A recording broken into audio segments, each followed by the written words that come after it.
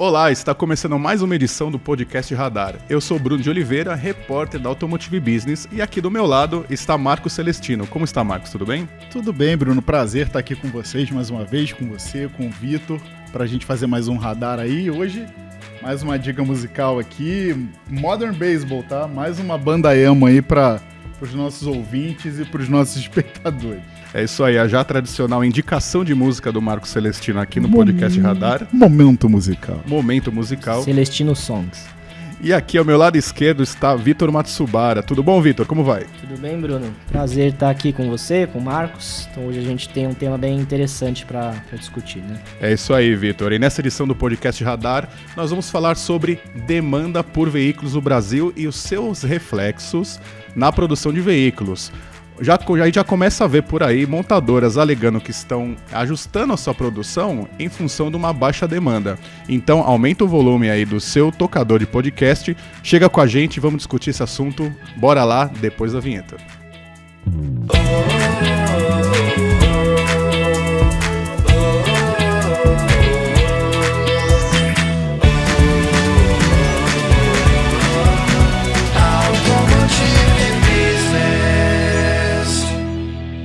Bom, voltando após a vinheta, vamos falar sobre a demanda, né, Marcos? E a gente já tá começando a ver alguns reflexos das vendas baixas de veículos que está sendo registrada no mercado brasileiro e já estamos vendo isso sendo refletido nas linhas de produção.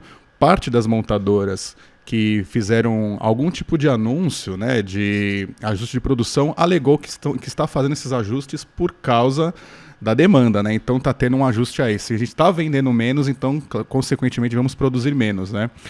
Você acha que isso tende a se agravar daqui para frente, ou o mercado, se é que existe essa possibilidade de ter alguma forma de, no curto prazo pelo menos, voltar a um patamar no qual as montadoras possam produzir mais? Essa pergunta é difícil, complicada essa, mas eu acredito que sim, Bruno. Acredito que esse ano ainda, embora as montadoras, né, a gente tem que pegar aí, vamos citar aí, né, Chevrolet, Hyundai, Mercedes, a Scania também anunciou recentemente, GM e Volkswagen, né? Isso. Que anunciaram férias coletivas e paralisações em suas unidades, né, em suas unidades fabris. Todas alegam escassez de semicondutores e outros pormenores, enfim, a gente sabe que no caso a razão mesmo é a alta excesso de estoque. Mas eu acredito que assim, essa demanda, essa baixa demanda, ela não vai perdurar até o fim do ano. Posso estar redondamente enganado, mas conversando com algumas pessoas, né, da área, né, do setor, todas elas dizem que realmente, pelo menos por hora, essa situação no primeiro semestre ela vai se recuperar, né? E as fabricantes vão retomar aí suas atividades normalmente. A demanda, por conseguinte, vai aumentar também. Acho que principalmente se a gente pegar a Chevrolet, né, que é uma montadora aí que sofreu um bocado no ano passado, né, por conta...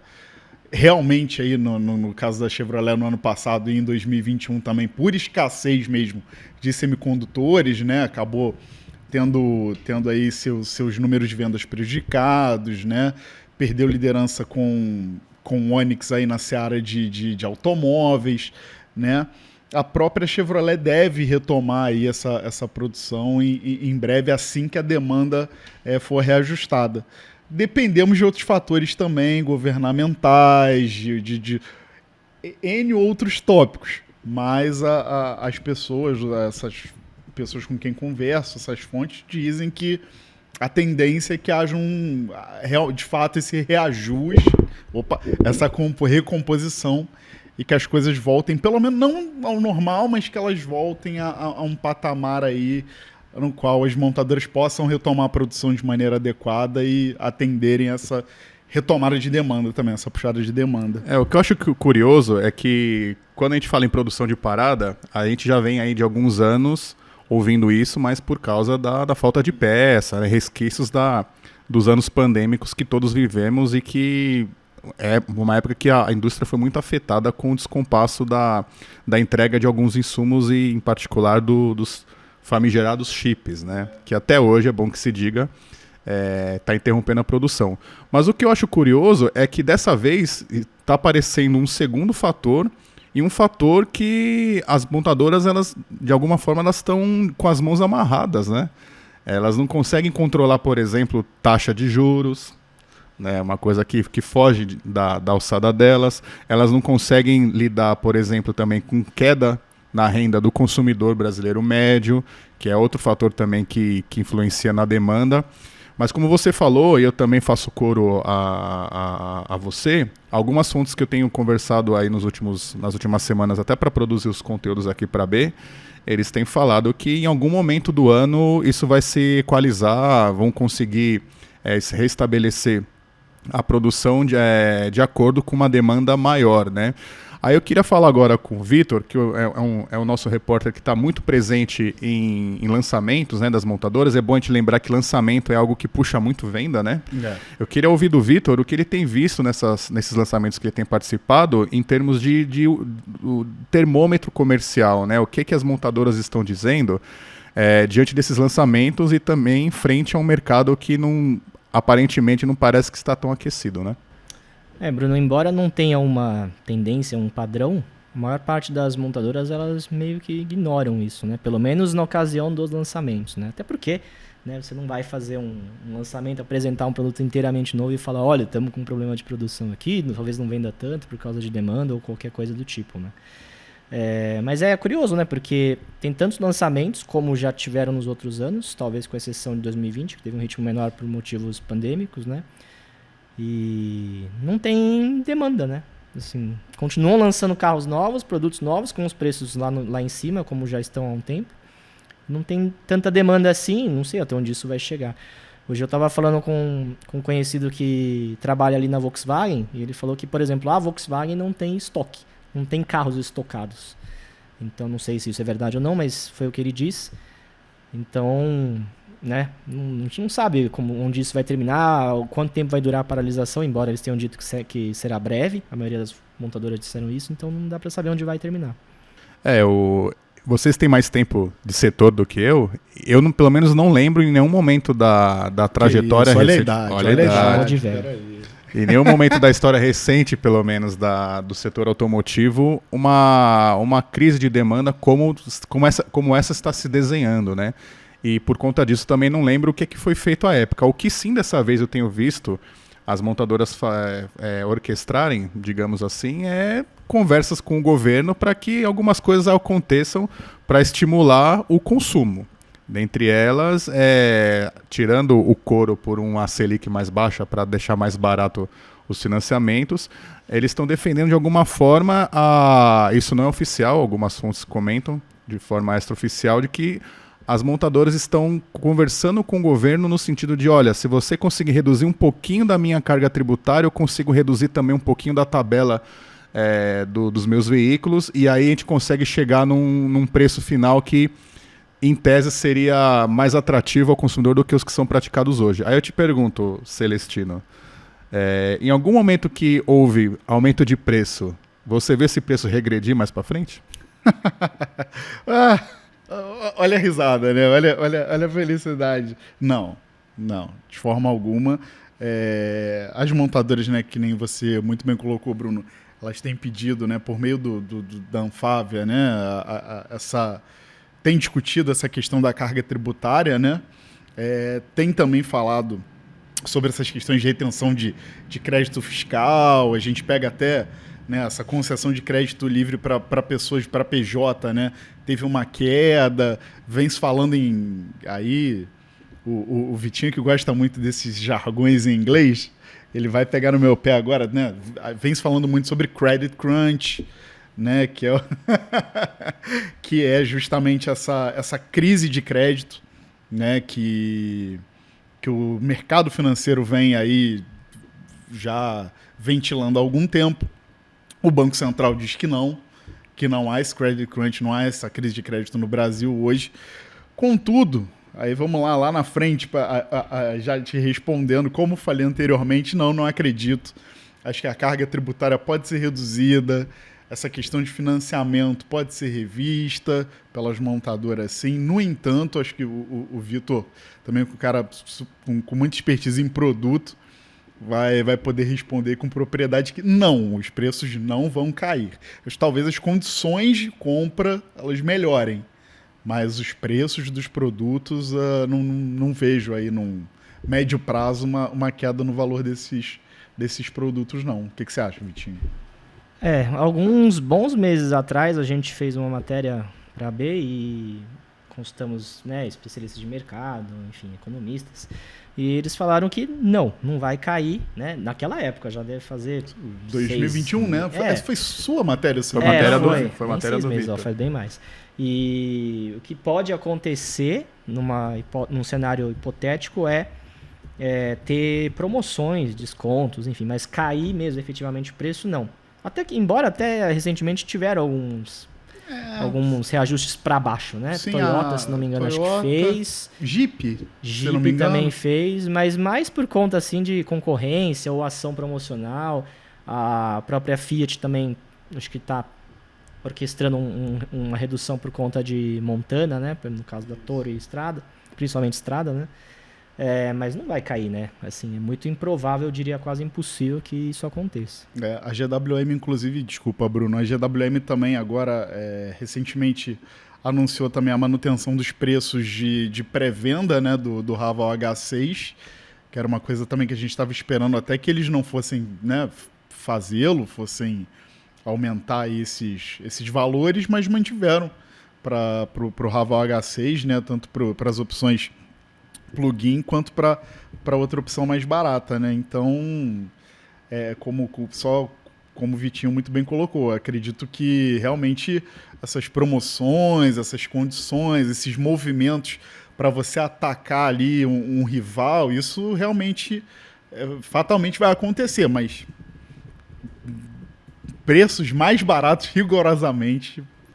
Eu lembro inclusive até na matéria que o Vitor fez há alguns anos, 2021, se eu não me engano, na virada para 22, a matéria tratava do que estava sendo feito pelas montadoras em termos de vendas, né, para atrair um consumidor que estava vindo ali de uma pandemia. Só que a gente tem que entender que o momento era diferente. Embora o cenário seja parecido, o momento era diferente. A gente estava vindo de um momento em que, eventualmente, o consumidor estava com dinheiro ali que ele conseguiu guardar ou segurar durante a pandemia e estava disposto a trocar de carro e a fazer naquele momento.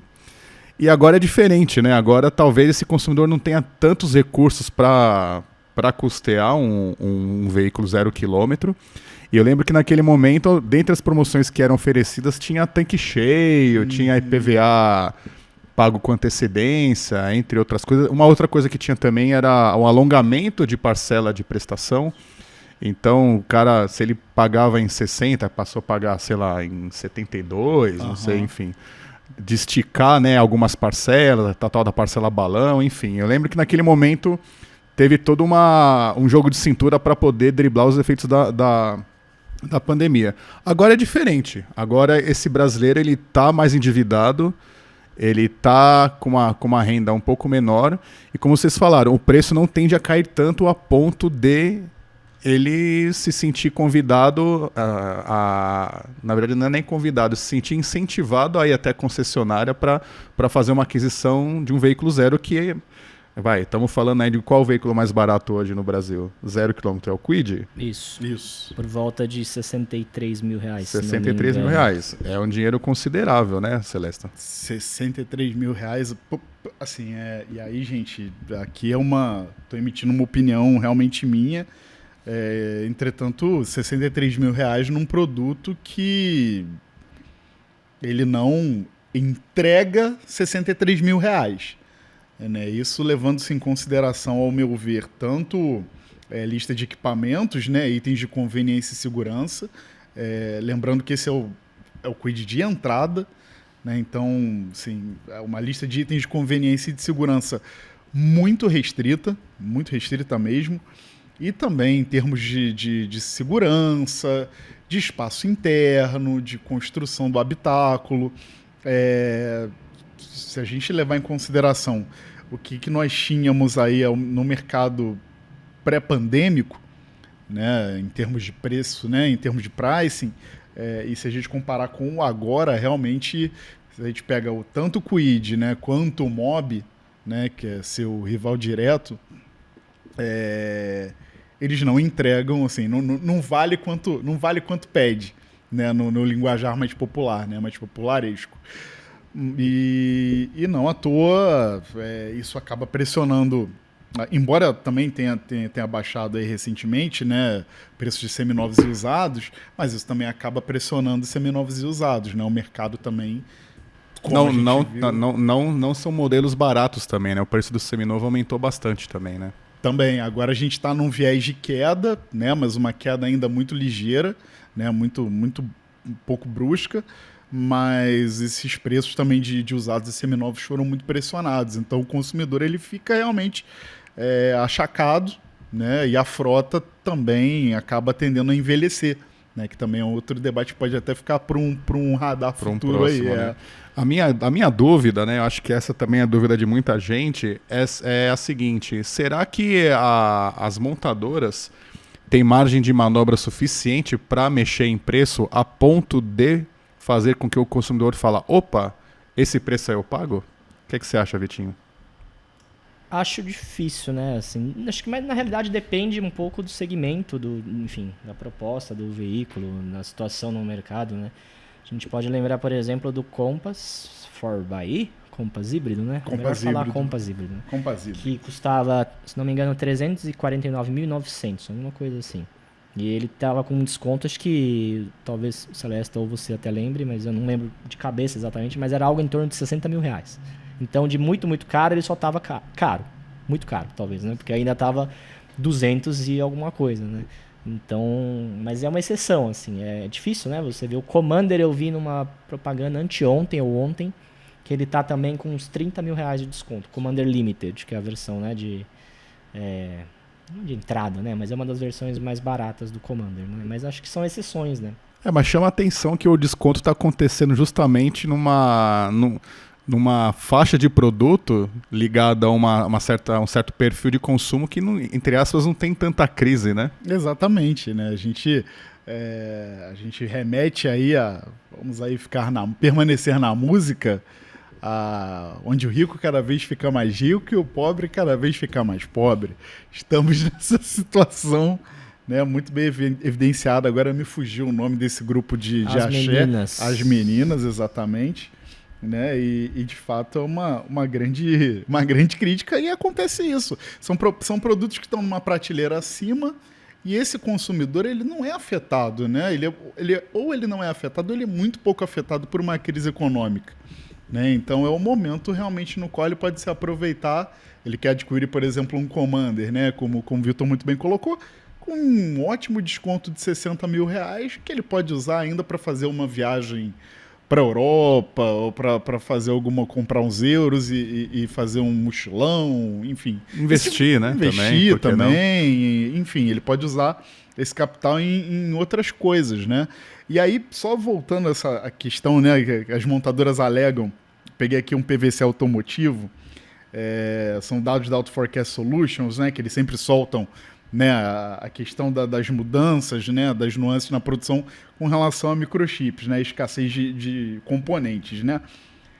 Peguei aqui os últimos dados, né, da última semana, e a América do Sul ela segue inalterada, né, na semana peguei aqui da semana, na verdade, do dia 19, mas enfim, seguem inalterados os números. A projeção de veículos que não vão ser feitos por escassez de componentes é de 121.900 aqui na América do Sul, né? Muito distinto, né? Um número bem, bem distinto com relação ao que aconteceu no ano passado, em 2021, né? Então, fica aqui também essa dúvida. Poxa, você tem que atribuir tudo à escassez de componentes?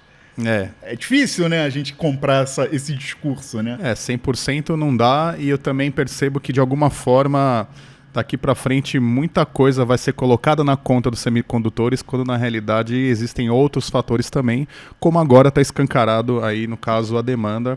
As montadoras já afirmam, né, e vem a público afirmar que a demanda está afetando a produção delas. Mas uma coisa que é curiosa também a respeito dos descontos na alta gama, não é porque algum maldoso pode pensar, né, nossa, as montadoras só gostam de quem tem 300 mil reais para comprar um veículo, né? Acho que não é bem por aí. Acho que o que acontece é a priorização da venda de um modelo que tem a maior margem para a montadora, né? Então vamos supor, vamos pegar no caso a Volkswagen. A Volkswagen eventualmente ela chutando, tá? Não é oficial isso. Eventualmente ela tem uma margem maior vendendo o T-Cross ou Nivus, vamos dizer assim, né? Por que ela daria desconto no Virtus? Exato, Né? exato. São veículos com ticket médio mais elevado, nem ser muito bem Embora colocou. o Virtus seja um lançamento agora, né? Enfim. O Virtus, inclusive, que veio com, se a gente falar de produto, né? Veio com preço até que me surpreendeu positivamente. Né? Eles acho que montaram muito bem a escada ali, mas isso também é pano para outra manga. Mas se você pegar realmente esses produtos de prateleira mais elevada, né, que oferecem à montadora uma margem maior, o ticket médio mais elevado, você pode oferecer, né? Você tem essa margem de redistribuição que você pode oferecer um desconto numa boa, sem ter quaisquer tipos de problemas, né, no futuro. E você tem esses veículos, por exemplo, como o Virtus, que você pode negociar muito facilmente com frotistas, né? Até, inclusive, eu e o Vitor tivemos lá no lançamento desse produto e a Volkswagen já dizia que ela já tinha muitos pedidos de frotistas, né? Mais especificamente locadoras, né? Pelo veículo. Então, eles conseguem trabalhar muito bem, né? Nessas duas searas, principalmente Volkswagen, Chevrolet e olha eu aqui, minha cabeça ia citar Ford. Também. Stellantis, exatamente. Eu ia citar Ford porque, né, consciente coletivo. A Ford não tem mais produção no local. Mas a Stellantis, né, como um todo, a Chevrolet, né, a General Motors e a Volkswagen tem muita capacidade para fazer isso, né? Ah, sem dúvida. Bom, encerramos aqui esse bloco sobre o preço, né? Na verdade, sobre o que as montadoras podem fazer para tentar vender mais e eventualmente voltar a produzir mais. Passando esse assunto preço, agora eu queria falar num outro ponto que talvez esteja ao alcance das montadoras e eu queria discutir ele com vocês, que é a volta dos modelos de entrada. Já tem alguns interlocutores no mercado falando que as montadoras estariam dispostas a tirar alguns itens de alguns modelos, de alguns veículos, para que eles possam ficar eventualmente mais acessíveis. Celesta, se você não viu em nenhum momento o preço que subiu voltar ao patamar que estava antes, você já viu em algum momento as montadoras retirar itens para o carro ficar mais barato? Isso a gente viu agora recentemente com essa escassez de componentes. Né? Muitas montadoras comercializaram veículos, tiveram que produzi-los sem alguns itens, sem às vezes uma central multimídia ou outro item de conforto, né, ou de tecnologia. Mas aí no caso é porque não tinha a peça mesmo. Não tinha a peça agora mesmo tendo, será que eles vão tirar para deixar o carro mais simples possível e baratear ele? Acredito que sim, acredito que a possibilidade existe, mas não para baratear esse produto. Vou tentar me fazer compreendido aqui. A possibilidade que eu enxergo no futuro é de que você tenha esses veículos de entrada mais, aí vamos colocar entre aspas, depenados. Volkswagen vem ensaiando isso, né? Tem o Polo Trek. Enfim, no entanto, esses veículos eles vão suprir uma necessidade ali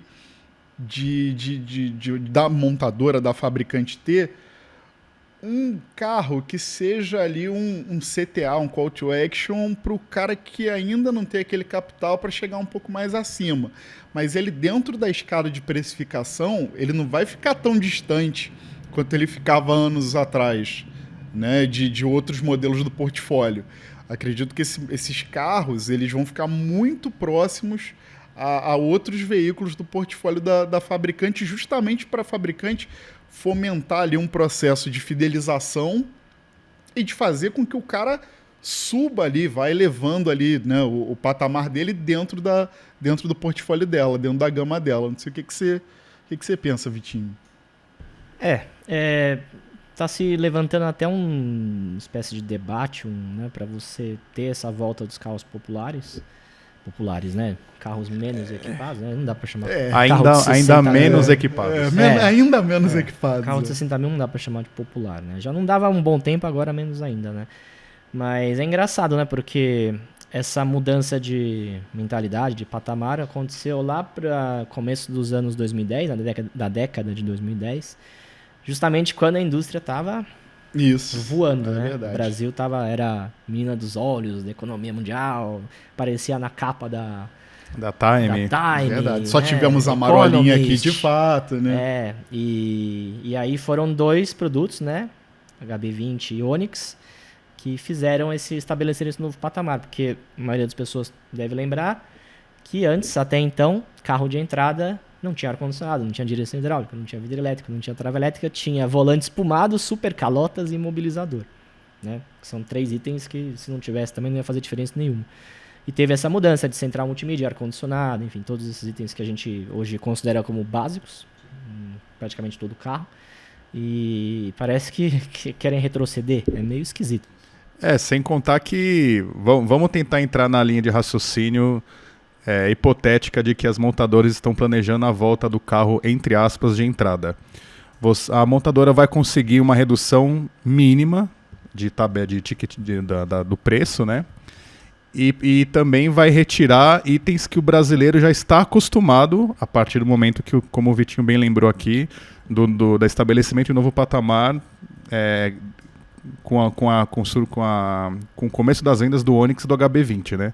Será que não vai criar uma percepção distorcida na cabeça do consumidor? Tipo assim, olha, eu ainda vou continuar pagando muito e o carro tá perdendo recursos, né?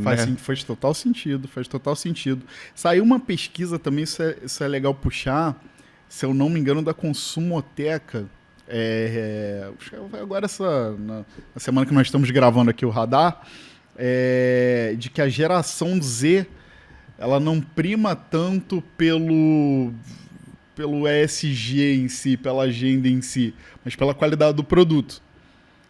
Então, se a gente pegar aí essa geração Z, que vai se tornar fatalmente a grande massa consumidora aí daqui a alguns anos, será que ela vai querer comprar um carro que não tenha não tenha uma central multimídia, uma geração que já nasceu, né, nativa, né, com telas. Uma geração que precisa de tela, né? Precisa de tela. Sim. Então, será que ela vai querer comprar um carro sem uma central multimídia e pagando um preço muito parecido ali dentro da escada, né, dentro do portfólio, né? É algo realmente a se debater. Acredito que não, porque assim, nós 3 aqui, né, fazemos parte, eu não vou entregar a idade, eu só vou falar geração, só geracional. A gente faz parte da geração de transição, que é a geração Y, né? E nós já estamos habituados às telas, muito habituados às telas, né? Principalmente dentro dos veículos, né? A gente já, às vezes, assim, tá dentro de um produto qualquer, né? Que não tenha uma conectividade até com o Android Auto e Apple CarPlay, sem necessidade de fio, a gente já começa a reclamar, poxa, mas precisa do fio ainda? Olha que coisa mais antiquada para você ter conectividade com o Android Auto e Apple CarPlay. Então, realmente, para você pensar num produto bastante depenado em termos de equipamentos, é complicado para você, né, introjetar isso na cabeça de um consumidor novo que pede tela, pede tecnologia e pede produto de qualidade, né? Sim, mas pensando agora um pouco mais no curto e médio prazo, o próprio consumidor hoje vai causar uma estranheza, né? Falar, pô, eu já tô com dificuldade de acessar um veículo que eventualmente é o sonho de consumo do cara, né? Pô, o cara quer ter um carro com banco de couro, né, com câmbio automático, etc. Agora eu vou gastar basicamente o mesmo valor, um pouquinho a menos, por uma versão dele que não me entrega quase nada disso, né? Eu acho que é complicado e vai ser um trabalho, digamos, interessante para as equipes de marketing, se for o caso, né? Claro, das montadoras voltarem a pensar em depenar. Sim. Os recursos do veículo. Aí fica muito no achismo, assim, né? Acho que esses depenados, eles atenderiam muito melhor a frotistas mesmo, as pessoas jurídicas, né, que compram em grandes volumes. E é bom falar que é hoje um dos principais clientes das montadoras, para não dizer que é o principal, né, pelos volumes que garantem para as fabricantes. Né? Exato, e essas grandes locadoras, por conta dos grandes volumes, elas têm um custo de aquisição que, assim, eles pode não dar uma margem tão interessante para a montadora, mas aí vamos para o popularesco de novo, segura a peteca, né?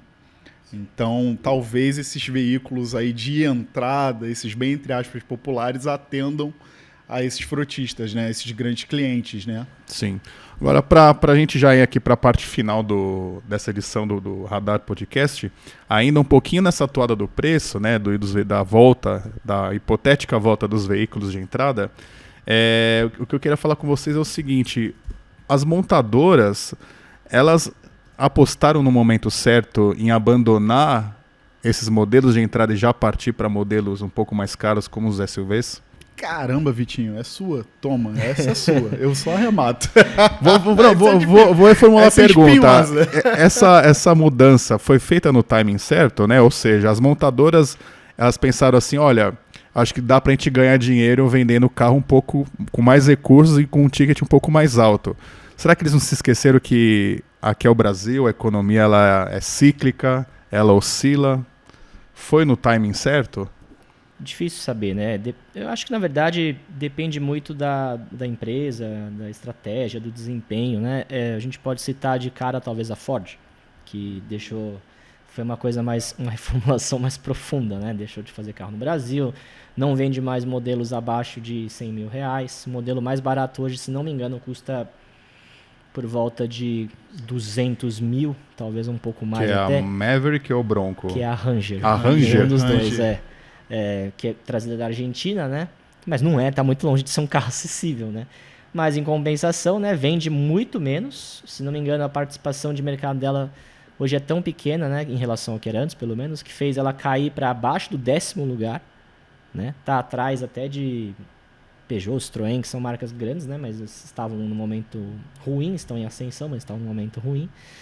Então, mas eles se dizem muito satisfeitos. Também não vou falar que não estão satisfeitos. Né? Afirmam que voltou para o lucro, né? Uma operação que dava prejuízo voltou a ser lucrativa, né? Exatamente. E Renault também está indo não para esse caminho de não fazer carro no Brasil, que fique bem claro, mas está indo para esse caminho que você falou de investir em produtos com maior ticket médio, que dão mais rentabilidade, né? O Kwid está aí porque já estava, né? Acho que não vale a pena tirar, e ele ainda, queira ou não, ele vende bem, então ele responde por uma boa parte dos lucros. Mas os produtos futuros vão ser o mais barato, fora o Kwid, claro, é Duster, Captur, se ainda continuar em linha, e futuramente outros produtos mais caros, importados, elétricos, híbridos, enfim. Então, talvez seja uma estratégia boa. Não para a economia do Brasil, não considerando o cenário atual, mas para a montadora talvez seja um pouco menos sofrido num ambiente que está crítico, né?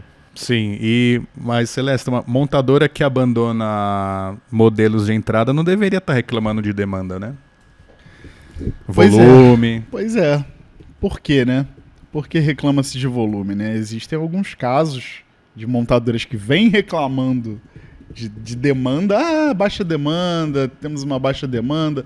Por isso nós estamos aqui concedendo esse período de férias coletivas, né?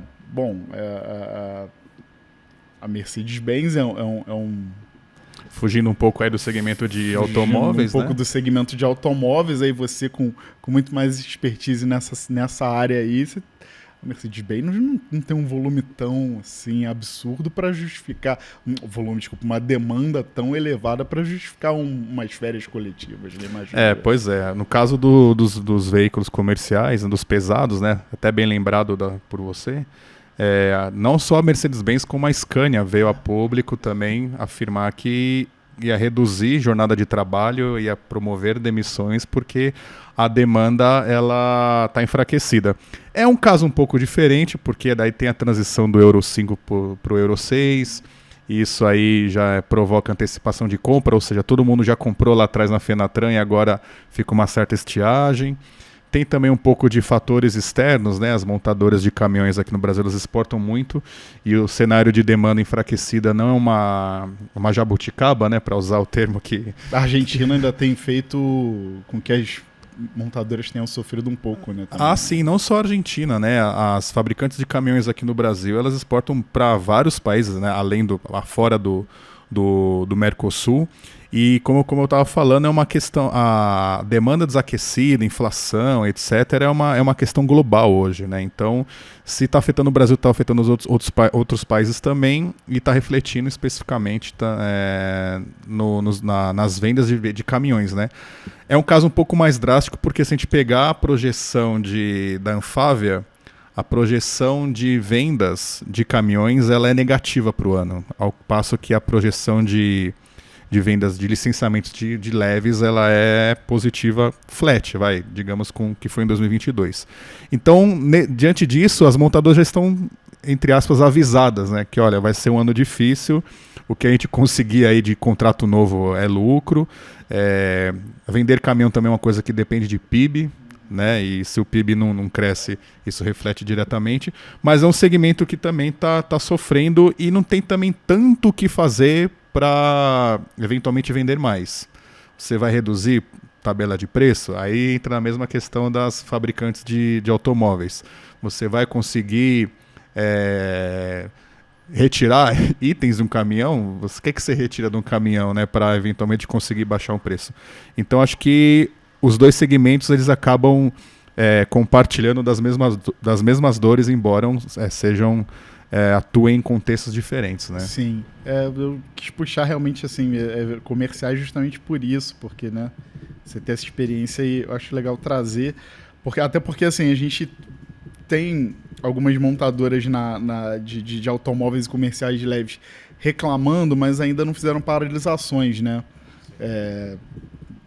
Por exemplo, como é o caso, eu conversei recentemente com o caso da Honda, né? A Honda tem reclamado acerca da baixa demanda. A Honda? A Honda. A gente já conversou sobre a Honda no inclusive, radar. na última edição do Radar, esse foi o assunto. Exato. Então, a Honda... Por que a Honda está reclamando do portfólio? Qual é o portfólio da Honda hoje no Brasil? É extremamente reduzido, enxuto, com produtos caríssimos, né, de ticket médio elevadíssimo. Então, assim, por que ela está reclamando? Né, se ela segue ali naquela toada dela. Numa toada, como eu disse, né, no radar anterior, numa toada de fordização, ao meu ver, de deixar de produzir realmente aqui no país. Inclusive, desculpa, a gente até esquece de citar a Honda justamente por isso que você falou, né? Porque ela está com produtos tão fora do que costumava ser, com preços tão acima do mercado, que já está inflacionado, que a gente acaba até esquecendo da Honda. Né? Pois é. Então, assim, por hora, né, ao menos por hora, as empresas que paralisaram, que anunciaram paralisações, tem muito volume, né? GM tem muito volume, Hyundai tem muito volume, a Volkswagen tem muito volume, né? E realmente... A própria Renault, que o Vitinho citou, Renault, né? Tem volume, né? Tem volume mais do que o suficiente. Então... realmente não há necessidade de você, em termos de custos, não tem necessidade de você realmente manter a produção ao mesmo nível, ao passo que a demanda tá realmente baixa, né? Não tem demanda.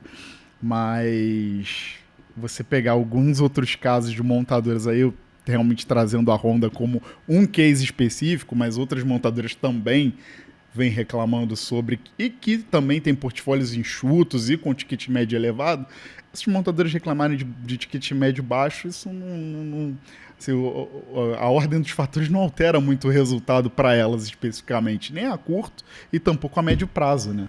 Sem dúvida. E é bom a gente lembrar aqui também, tem até uma matéria no site que a gente publicou a respeito da atual capacidade instalada de produção de veículos aqui no Brasil. Oficialmente se fala muito em 4,5 milhões de unidades ano, só que a capacidade em real time, né, que eles chamam nas montadoras de produção, foi ajustada aí para algo em torno de 3 milhões e alguma coisa, né, assim, chutando assim, por baixo 3 milhões considerando demanda de mercado interno e mercado externo. Então, o parque fabril brasileiro ele já foi ajustado, e já não é de hoje, para produzir um volume menor, até para ser coerente com os caminhos que as montadoras estão seguindo, né? Se elas estão buscando lucratividade, maiores margens em segmentos de menor volume, é natural que a demanda caia, só que elas não esperavam, ou talvez não esperavam com tanta intensidade, uma queda de demanda como está acontecendo a ponto da projeção revisada ser revisada para baixo, né? É isso, pessoal. Então, com essa a gente vai se despedindo dessa edição do Radar Podcast. Mando um abraço a todos que nos acompanharam até agora e até uma próxima, Marcos Celestino. Muito obrigado, Bruno de Oliveira, Vitor Matsubara. Prazer estar aqui mais uma vez com vocês aqui no Radar Podcast. Um abraço aí para todos os espectadores e para os ouvintes também. É isso aí, Vitor. Um abraço, até uma próxima. Até uma próxima, obrigado. Sempre um prazer inenarrável estar com vocês aqui. É isso aí, pessoal. Até uma próxima.